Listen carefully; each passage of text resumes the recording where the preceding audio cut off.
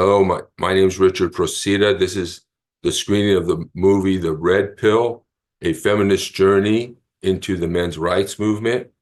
And this, the Nonpartisan Red Pill Men's Group, is a podcast and also a group where we discuss the issues. Like I said, this show is being recorded. It's going to be posted on YouTube, Facebook, and on a small low-power radio station in Oregon called KJAJ. Please like and share our shows and subscribe to our YouTube page and on Facebook. We're also having a meeting next week, and we have one on the first Sunday of the month, same time, 2:00. We're doing a study of Rollo Tomasi's book, The Rational Male, and you can register for all of those, that whole series, at tinyurl.com/redpillmen. Go for it, I Mark. pressed. Thanks. I think this was missing from. I think this wasn't in the film, and the most prominent thing for me that I think was missing was understanding the two sexes as having different strategies that evolution has given them. A study of the evolutionary psychology aspect, it explains a lot, and we can forgive a lot if we know about that. Okay. Mark, do you mind giving like a sentence to clarify what you mean? I'm not sure I quite understood. There's a lot about the differences in how brains develop, or strategies for finding mates that are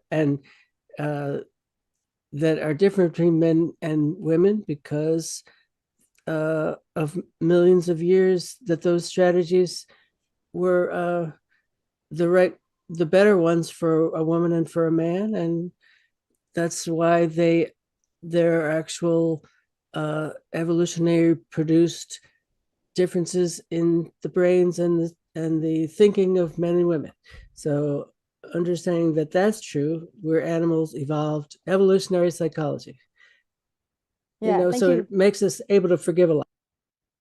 Thank you, Mark. Okay, and last one on this question of what was missing. Joris, close us out, and then we'll move on. Yeah, it'll be very quick. I mean, in fact, you're good. Resounding on the two speakers before me, I mean, the transition from the emphasis from brawn over brains. So men were evolutionary, of course, developed to be brawn, go fight battles, go protect and that now in the brain society, we have not adapted to realizing that men's biology needs to adapt so that, the thing that the Boys of Men says, we need to send them to school potentially a year later. And the same thing, relationships have dramatically changed. The expectations of a woman started changing in the beginning of the 20th century, and it's changed even more. And the men are having tremendous difficulty keeping up. There's so much, in one sense you could say, there's even more changing for men than for women, and the men have just not been able to keep up yet. And the only answer is become more like a woman, but that's not the right answer for a man. Thank you. That was great. Yeah, and actually I had not, maybe because I just live in a different, probably subset of the US from a lot of folks here. I had not heard that line, the men have trouble keeping up. So I'm glad you brought that up. Yeah. We're going to actually move on to Ivan. Go for it. You are next, discussing a very different kind of angle. Yeah. Yeah. Our questions are kind of similar, but covering from a slightly different angle. And here's a similar but a little bit different angle. Did the filmmaker's choice to examine men's issues through the prism of men's rights work for you? In other words, was it the appropriate focus to consider, was men's rights the appropriate focus to consider men's issues? I know we had some comments about how, they didn't hear anything about other issues that were top of mind. Rich? Absolutely, because of the left has civil rights, human rights, women's rights, minority rights, transgender rights. Yes, absolutely, yes. Men's rights is a part of that group. The civil movement, social movement about civil rights and human rights, just like all the rest of them. So I think we need to keep that in there for the left, because it's the left who needs their consciousness raised on this. Okay, that's a clear endorsement. Donna? I've thought about this a lot, and my ears and my brains are tired of hearing about binary choices. It's men's rights, it's women's rights, we need to talk about people's rights. Um, and I know sometimes I think it's hard for men to put that aside and think other than binary, because I think that's where sports come from. It's this team versus that team. There's always got to be this versus that. There's got to be a winner. There's got to be a loser. And the only way we're going to solve all this is to stop thinking like that. I don't know what the secret is, other than just remove all the damn sports from TV. But I think of it more like a soup. Instead of binary choices, let's think of our culture as a soup. And let's say we're making chicken soup. So we put chicken soup in there, we put spices, maybe some noodles, some vegetables. And when you make this soup, it tastes really good. But when you get a hunk of chicken, you might get a green bean, whatever. But it's a soup, and we're all in it together, and we need to be tasting the same things, and we just need to stop the competition. Just stop it. And I don't know how to do that other than you have to make the choice to stop the competition. And I don't know what else to say. That's it. All right. Thanks a lot, Donna. Another voice for nuance. People want to hear more nuance. Anybody else? Others will move on. Oh, Maddie. Hi, thank you. I wanted to say that the perspective did work for me because I didn't look at it as a movie trying to persuade me to a point of view as much as that I was hearing from a group that I don't usually hear things from. Even the men in my life, they don't talk very much about their experiences and how they feel, for example, when they didn't get a promotion. And I was a little surprised actually at the men that were willing to speak with the filmmaker and, whatever was it came across as whining or complaining, whatever it was, that they were willing to speak with you. And I did get to think about some things that I don't usually think about. For instance, the young man who whose child was put up for adoption, and he just felt so devastated. And finally, I want to say that for me, feminism probably has a different meaning, and I look at it as women trying to take care of everyone and trying to make things better for everybody. And I always remember reading a long time back that at that time there used to be many gay straight alliances in high schools, and they were all almost started by heterosexual girls because they wanted to take care of their siblings or their friends. So that's how I like to think about it. But yeah, so this perspective did work for me. Thank you. Thanks, Maddie. Oh, and Barbara, maybe you can close us out on this. Okay. So very interesting discussion. And what keeps coming to my mind is when I was young and considered myself a feminist, the way I thought of feminism and was instructed by my feminist role models is feminism is a way to raise up women raising up women. And our job was not to convince men. Our job was not to put women over men. Our goal was to raise up women. And in doing so, because men and women are in relationship with each other, the relationship is going to change. So if men wanted to ignore women being feminists at that time, they could do that, but they are also denying that the relationship may be changing. And one of the speakers just previously talked about how men are having trouble catching up. And that was really ringing a bell with me, that it's not a zero-sum game. It is a both and that we need to look at women's rights, men's rights, whatever, in relationship. And that I liked what somebody said also about if they come across, if one of the speakers said, if it comes across as whining, which some of that men's in the movie did come across as whining to me, instead of, what are you doing about it? Who are you getting with? What are your positive energies? So that's my part. Yeah, thanks a lot. I too have that kind of feeling too. I was looking for other films about this topic, and one of the issues that was not covered are, what are the rules of engagement these days between men and women? That's a tough subject in itself.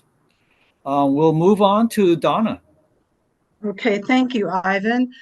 Okay, and so now a lot of you have actually been alluding to this question, and we're going to get it right out in the open now, which is, do you think we should have separate women's rights and men's rights movements? In other words, an and type of thing? Or should they be combined? The and part is, or should they be combined into one movement that addresses issues such as family court outcomes, domestic violence, equal opportunity, etc.? So now in 2025, in this day and age, do we need all these separate movements anymore? Or would it be more effective to just focus on the problems in general? Randy. Yeah, as I was listening to everybody, and I wrote this in the chat, I was thinking, wouldn't it be better if we called it something like women's needs and men's needs rather than rights? And that we focus on the needs of each group, which can be different and individually and as a group. I think it just sounds far less divisive. Not everyone gets what they need, but there's a focus on the needs rather than making them the rights. Just a thought. Okay, thank you, Randy. I'm going to go to someone who hasn't spoken before. Eric, what's your take? Yes, thank you. I really hope that we can move away from identity politics and identity movements. It's not at all that I don't think that folks in all the identity movements don't have important ideas and points to make. They all do. The problem with identity movements, identity politics, is all these zero-sum game, and everybody wants to fight each other. And that's part of why I'm involved with Braver Angels. I want to be involved with everybody, everybody moving forward, and listening to everybody, and where we're all kind of on the same team. I remember. I mean, I'm old enough. Yeah, I was in college in the 80s and 90s, and I mean, there were people there were women who didn't want to be feminists, and the feminists and would argue with them. Why aren't you a feminist? Don't you agree with this? And well, yes, I do. And well, don't you agree with this also? And, well, yeah. And this, how about this one? Well, you should be a feminist. Why aren't you? And the answer was, well, because you guys in that group, it doesn't take very long before we find, people who just hate men. Mm-hmm. And that's true. And that's where all these identity movements start to go. And the men's groups also. Okay. And so, yeah, that's my point. Yeah, thank you, Eric. Appreciate it. Rich. Yes, I think it needs to be separated. I think men need to have that respect to have their rights. It doesn't really, with what's actually happening, it's denigrating to men to say, oh, well, now that men want their rights, we don't need that. Women will always seek to pursue their interests and cannot truly understand where men are coming from because of that mindset that they will always seek to control through social narratives and other forms of manipulation how men think and perceive through language. And so getting together and meeting is not going to be conducive. I think we need to do that to resolve these issues, just like maybe the Blacks and the Jews need to get together to solve their issues. But I think we deserve to have our own movement. Okay. I hear you, Rich. Thank you. Dale, how about you? Yeah, I think we're focusing on the wrong thing. I'll say what I said before, but I think it's so important. We're looking at the need for a paradigm shift and understand that patriarchy, feminism is not gender-based. It used to be. I mean, that's how they got started way back in the 1800s. Feminism was, the movement to get a right to vote, but it has evolved, the understanding, the intersectionality of what feminism is, and that includes climate change, social justice, the criminal justice, racism, misogyny, all of that. But it's not gender-based. Patriarchy are the values of oppression, but they don't say, oh, if you believe in this, then that automatically you're a man. No. Women can be just as patriarchal as men, and men can be just as feminist as women. And I say again, we got to find a different vocabulary that is inclusive and that understands and gets the intersectionality of all of the stuff we're talking about. Okay, thank you, Dale. You make an excellent point. Christopher, you're going to close this out on this one. Go ahead. Yeah, okay. Yeah, I would say that all this narrative on rights infers that there are rights that are being deprived. So I think, to some extent, it's inevitable we're gonna look at things in this way. I really see the men's rights movement, and I didn't really explore it at all myself, but I see it as a kind of a necessary counterbalance for now to a situation that has been unbalanced in the direction of so much concern with the rights of women and not the rights of men. So I think it's a good thing, at least for now, as a counterbalance. Although I do agree, in the long run, I think that the narrative that needs to prevail in the long run is treating each other, whether we're men or women, with compassion and respecting our rights. I'm a big believer that we all have equal rights to life, liberty, the pursuit of happiness, and that God made us all,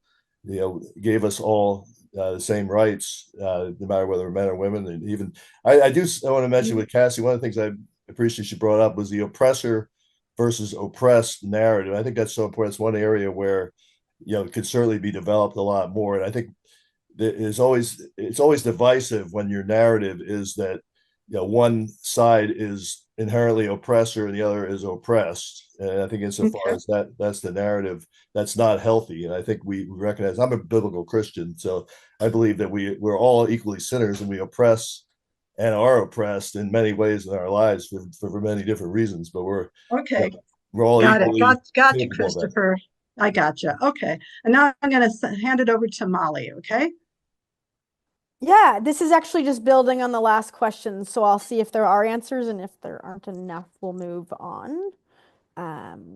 Just asking, what are ways you can imagine men's rights activists and women's rights activists could find common ground for coming together to make policy change? So yeah, let's talk about the actual coming together. Well, I mean, I would echo a lot of what Dale said, previously. Like, if we want to move to a new paradigm, there's so much intersectionality, in terms of this, in terms of what we're looking for. That's the society that we really want to create. So there's a lot of overlay here, I think, in terms of that. Although there certainly are some issues where men's need to work within themselves, just as the feminist movement was taking place in the 60s. Women were coming together. Men were looking for a different way of becoming men, and still, as someone said earlier, still struggling to catch up. I mean, the world we've lived in for 2,000 years has been a patriarchal male society. So the shift has happened really relatively recently in the world, and men are struggling to keep up with that. And again, I mentioned there are men's groups, ways that they can address that amongst themselves. But again, I think the paradigm that we want to move to is that people understanding that for one group to gain more rights, the other group doesn't lose. That's the sum game. That's where we get stuck in this pitting one against the other, which is what a lot of the authoritarian leaders like to do in the world. They pit one group against the other. That's where we're living in our country now. Before you go, Rich, I just wanted to offer one additional thought on what's been said. People are speaking about patriarchal society or patriarchy, and some people are speaking about it as if it's over. And I just want to encourage people to look at, we put up some data about college rates. Suicide rates are very different between men and women. Apparently 4 times the men commit suicide as women in the US. I also want people to look at Congress. Congress is 28% women right now, and it's never been that high in our history. Look at CEOs of Fortune 500 companies, look at CEOs of companies in general. So I want to add some nuance by saying we're not like post-patriarchy, nor are we in the height of the patriarchy. We're like very much like in like the middle. I mean, I would say like we're the middle of history right now in terms of this data, because there are data that are showing men are way, way, way, way, way behind in college, and men are way, way, way ahead in leadership positions. So like make sure you kind of speak with that nuance in mind. Yeah, go for it, Rich. Yeah. Well, I want to say that we need to bring together some of the more disciplines, the evolutionary psychology, look at some of the red-pilled groups, and understand that there's a gynocentric social order. And this idea that somehow you can't have men's rights because men don't have rights, but we do. We're human beings, first of all, and we have our own individual concerns. It's like saying men don't have the right to advocate for prostate cancer surgery or something, that men don't have, and to actually, yeah. So I think we need to bring those communities and listen to what men are saying and their experience with women, and to recognize that men do have rights and that men pay a high price, and that much of what is going on is not at all equal. It's not equal that men are going to war and dying. It's not equal that men are getting drafted. Our dating system does not start with equality. There's nothing equal about our relationships. And begin recognizing women need to change, that it's not the 1950s anymore, that with this change, it's not just men who need to change, women need to change too. They need to change in a way that's healthy for our relationships and for our communities. Thank you. We're going to go Elaine, JJ, and Mark. And then we actually, just to get to the last session, I'm just going to do those 2 people. Feel free to put your thoughts in the chat. Elaine and JJ, go for it, Elaine. I think it all comes down to respect for each other. And I really think that men and men's groups and women's groups can work together, thinking about it not as individuals, not as men, not as women, but as human beings with respect for one another. And as regarding the rights of parents in custody cases, I truly believe that there are a lot of cases where it is assumed that the woman is going to take better care of the child, and it not necessarily be that case. But we need to come back to respect of our humanity. Did you go for it? I hope I'm saying your name right. Yeah, you are. I think the big takeaway is what was just said, is the respect and listening. There was the one feminist with the red hair who was just, the opposite of what you should do when somebody is talking to you, screaming, yelling, and cussing people out. And I think that that's the first thing we need to do, is just be able to listen to somebody else's point of view, whether we agree or not, just try to understand. So I can really understand why this film was chosen for Braver Angels, and I enjoyed it. Thank you, Cassie. Thank you. I hate to do this. Actually, I did promise Mark. Sorry. And then we're going to move on just because we only have less than 10 minutes left. Yeah, go for it, Mark. Thanks. I read a great book, Mary Harrington. She's a feminist. She gave birth to some children, and then she noticed a lot of odd things and such a tremendous, powerful feelings that she was feeling. And so she's written this book, Feminists, and there are many kinds of feminism. Try to figure out what is good for women and taking care of women. That's, I guess, feminism basically. And she wrote this book, Feminists Against Progress. And she says feminism basically is for elite women, and most of the women who are working in restaurants and ordinary middle class or lower middle class jobs, they need a solid family, things like that. So basically, your question was about how feminists and men's rights people have common ground. So if we think about feminism in a way of traditionalism, then that can have common ground with giving more leadership and respect for men, which is traditionalism on both sides. That's common ground, and I'm a red. Thank you. I appreciate that.